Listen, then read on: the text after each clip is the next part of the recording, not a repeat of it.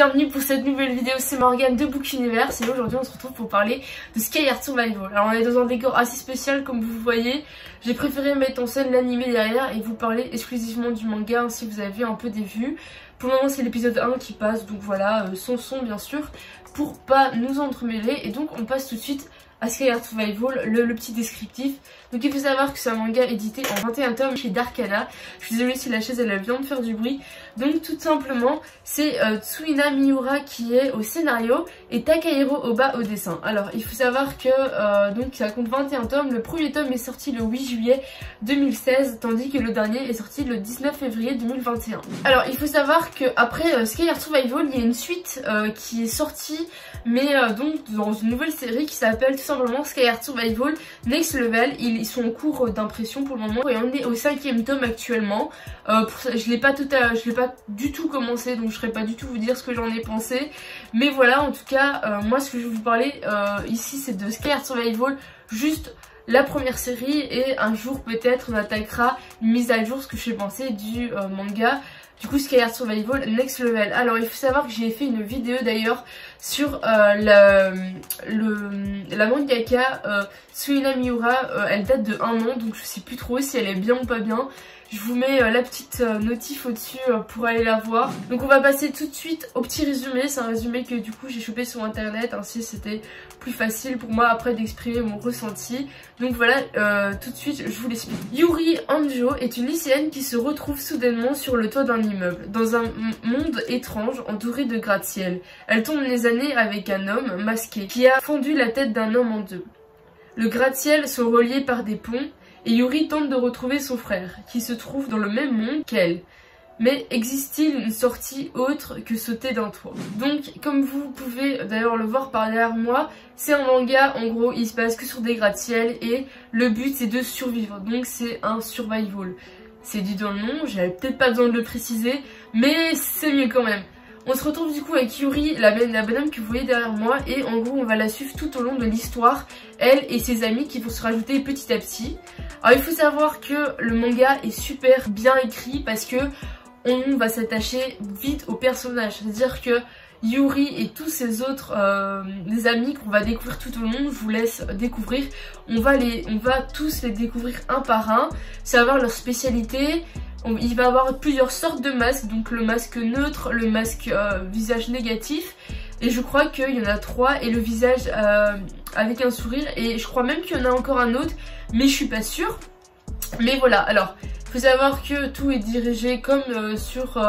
Enfin j'ai envie de dire c'est un peu un manga jeu vidéo, enfin je sais pas comment je peux l'expliquer, mais dans ce manga il faut se retrouver à des situations avec différents personnages. Donc comme je vous l'avais dit, des masques qui seront méchants, des masques qui seront neutres, des masques qui sont défaillants parce que ça existe, et tout est fait pour que les personnes qui tombent contre des masques méchants sautent du gratte-ciel. Alors je sais pas si vous comprenez, mais le but c'est de mourir dans ce jeu, et donc il peut avoir qu'une solution, c'est de devenir le dieu pour pouvoir s'enfuir du jeu. Alors c'est pas aussi facile que ça, et d'ailleurs tout au long de l'histoire on va essayer de trouver la solution à comment devenir dieu. Il va y avoir des hypothèses, il va y avoir des clubs qui vont se mettre contre du coup Yuri et ses amis, et c'est super kiffant, tout simplement parce qu'on va se mettre vraiment dans la peau de leur team, et c'est comme si on était avec eux, qu'on les soutenait. Il va y avoir plusieurs personnages importants autres que Yuri qui vont intégrer l'histoire petit à petit. C'est vraiment super cool, vraiment un manga qui vaut le détour. En 21 tomes, ça casse pas non plus, c'est pas si cher que ça si on les trouve d'occasion.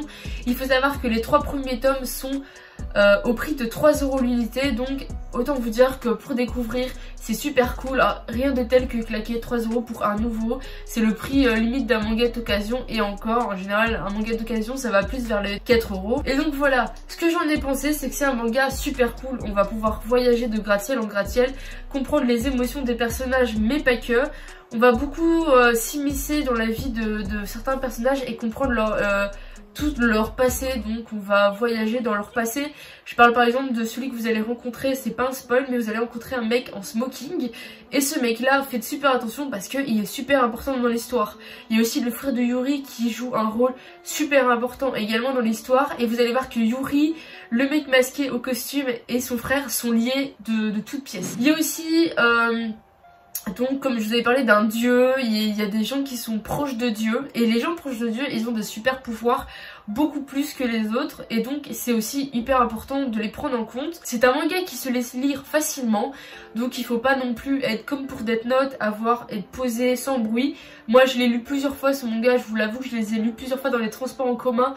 Même en bas avec ma famille, avec la télé qui fonctionne. Et c'est un manga...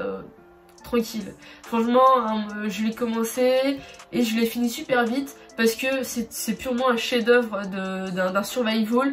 C'est le premier survival que je crois que j'ai lu et franchement j'ai été méga épatée par déjà le dessin parce que les dessins sont et sur les covers sont des... Juste les covers, je vous après vous toutes vous les passez un par un, mais c'est super beau et agréable. Je le vends vraiment comme si il était super cool, mais il en vaut vraiment le détour. Donc voilà, je vous montre l'affiche du tome 1 et on va montrer toutes les affiches des suivants. Voilà, il y a quand même 21 tomes, c'est quand même beaucoup. Excusez-moi, j'ai fait bouger la caméra. Donc ici on a le deuxième tome, voilà.